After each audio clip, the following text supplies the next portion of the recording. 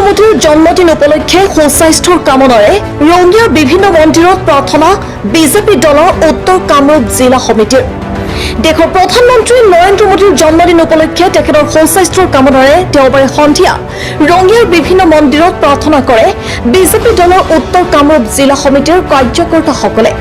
এই দৃশ্য ৰঙিয়া নগৰৰ শিৱ মন্দিৰৰ সভাপতি সুবল পালৰ নেতৃত্বত দলটোৰ কেন্দ্ৰীয় সমিতিৰ নিৰ্দেশ মৰ্মে ৰূপায়ণ কৰা কাৰ্যসূচীৰ জৰিয়তে প্ৰধানমন্ত্ৰী নৰেন্দ্ৰ মোদীৰ সুস্বাস্থ্য আৰু দীৰ্ঘায়ু কামনাৰ্থে পূজা অৰ্চনা কৰাৰ লগতে শৰাই ভাগ আদিও আগবঢ়োৱা হয়। আনহাতে কাৰ্যসূচীত স্থানীয় ৰাইজেও সহযোগ আগবঢ়ায়। ৰঙিয়াৰ পৰা দীনেশ আগৰৱালৰ ৰিপৰ্ট, সৰ্বভোগ লাইভ 24।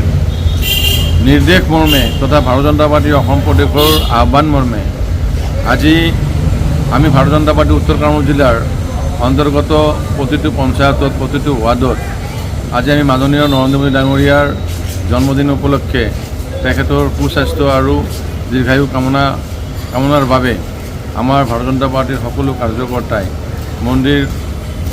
মন্দিৰত সেৱা গ্ৰহণ কৰে আৰু লগতে